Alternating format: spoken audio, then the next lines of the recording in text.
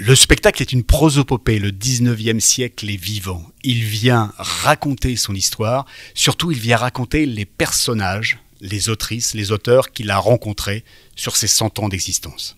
Si quelquefois je fus éloquent, vous le fûtes. Mon langage jamais jusqu'ici n'est sorti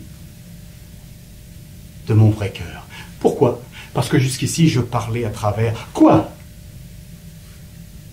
Le vertige où tremble.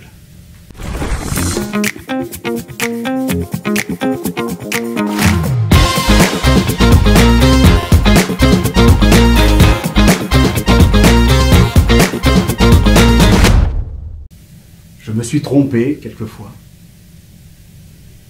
Mais j'ai aimé. C'est bien moi qui ai vécu. Et non pas un être factice, créé par mon orgueil et mon ennui.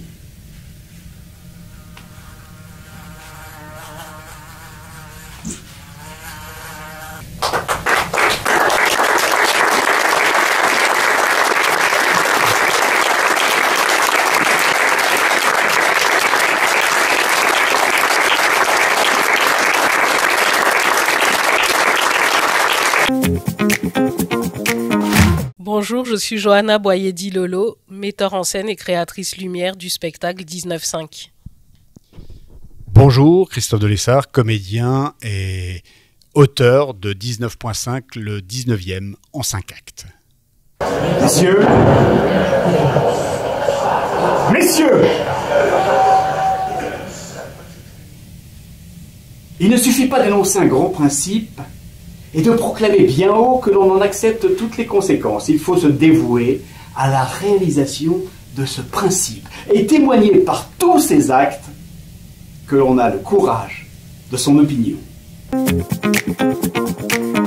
Le spectacle est une prosopopée, le 19e siècle est vivant. Il vient raconter son histoire, surtout il vient raconter les personnages, les autrices, les auteurs qu'il a rencontrés sur ses 100 ans d'existence. Je suis le 19e siècle, c'est un honneur, et je n'interprète pas de différents personnages, mais en revanche j'interprète différents textes de la littérature française. Alors des textes mythiques, des textes comme La mort du loup de Vigny, La mort de Gavroche chez Victor Hugo, mais aussi des textes un peu plus discrets, moins connus, un superbe texte de Louise Michel qui s'appelle Les Agneaux, extrait de ses mémoires, un texte d'une poétesse belge marinisée qui s'appelle La Torche. Voilà, on se balade un petit peu avec des textes connus, La mort d'Emma Bovary, par contre, texte très connu, et puis d'autres textes un petit peu plus, je l'ai dit, un petit peu plus discrets, un petit peu plus rares, mais qui font aussi tout le charme du spectacle. À ce moment, le soleil se couchait. Les derniers rayons d'un pourpre sombre ensanglantaient la plaine. Alors la route sembla charrier du sang. Les hommes et les femmes continuaient à galoper, saignant comme des bouchers en pleine tuerie. Oh, superbe, dirent à demi-voix Lucie et Jeanne, remuées dans leur goût d'artiste. Ce qui m'a beaucoup amusé quand Christophe m'a proposé de travailler sur ce spectacle, c'était de naviguer entre ces différents textes du 19e siècle qu'on a beaucoup sacralisé quand on était au collège, au lycée. Et là, l'idée, c'était de se les réapproprier, de s'amuser avec, d'essayer de les faire entendre différemment, parce que finalement, ils sont incroyablement actuels quand on parle d'écologie, de droits des femmes notamment. Et donc, l'idée, c'était de passer de la prosopopée c'est de voir l'orateur et le comédien sur scène.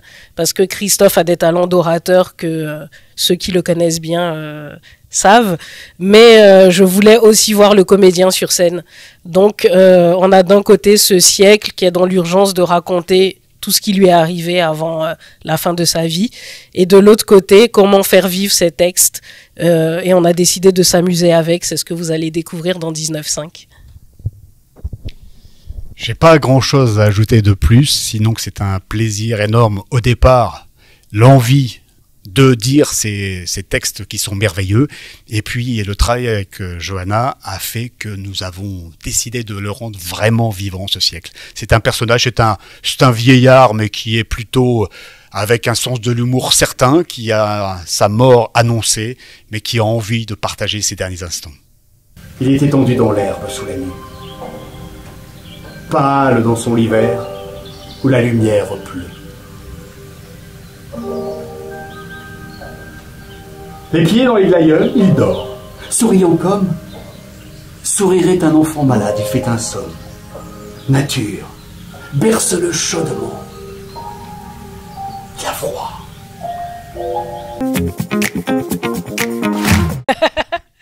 Alors, il y a une actualité toute récente, c'est que j'ai coécrit et co-réalisé une série pour Canal+ Afrique en 2022 et 2023, qui vient de remporter le prix de la meilleure série longue au festival Dakar Series, qui est un festival panafricain. Donc on espère voir prochainement la série en France. Pour l'instant, elle est disponible dans 40 pays africains. Et c'est du bonheur, c'est du bonheur. Enfin, c'était du bonheur de voir ce sacre, ce talent reconnu chez Johanna. Que dire d'autre? Non, sur mon actualité, moi aujourd'hui je suis quand même pas mal concentré sur 19.5. J'étais sur Rembrandt jusqu'au mois de juin dernier, et on va reprendre aussi ce spectacle-là en tournée en 2025. C'est son truc, le gueuloir. Gustave Flaubert, né le mercredi 12 décembre 1821 à Rouen. Alors, comme tous les Normands, tu es un grand voyageur, intrépide. Mais tu es aussi un Parisien de salon. Chez toi, la mort est crue avant même d'être cruelle. Dans Madame Bovary, Emma, ton héroïne éponyme, amante ruinée et délaissée, agonise. Moi, j'ai adoré les réminiscences et les découvertes. J'ai beaucoup apprécié, franchement, c'est une représentation admirable. J'ai trouvé que c'était formidable. Vraiment, on est là face à un très grand interprète, à quelqu'un qui est réellement inspiré par ses mots, comme si c'était lui-même qui les avait inventés. On sent qu'il aime les auteurs qu'il défend et il nous les transmet. C'était un grand moment de théâtre. Merci beaucoup. Je trouve qu'il y a un très bon choix de morceaux et surtout une interprétation assez remarquable.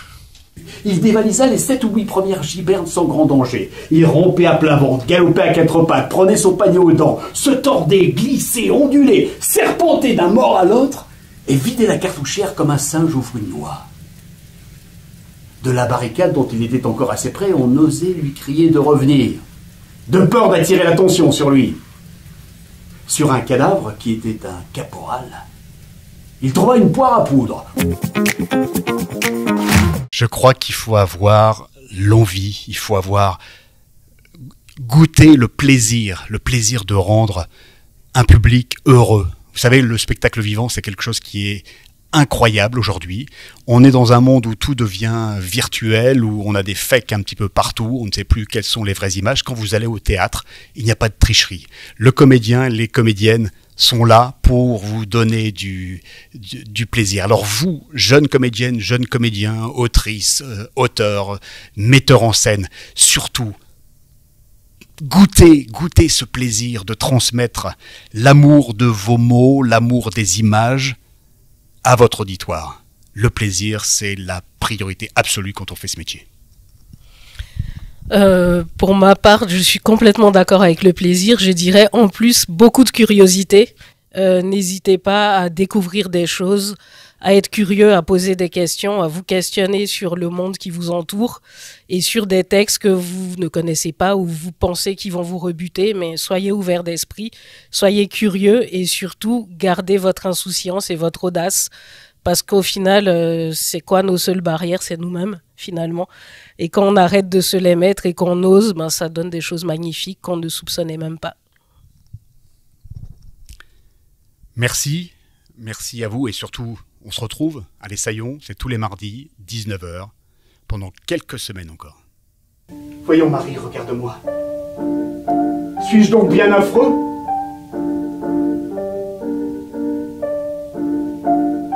Ne te moque pas, regarde-moi avec indulgence. Il ne me manque encore ni un cheveu, ni une dent. Mes yeux te disent que je t'aime. Regarde-moi dans les yeux, ça y est écrit, et toute fille sait lire dans cette écriture-là.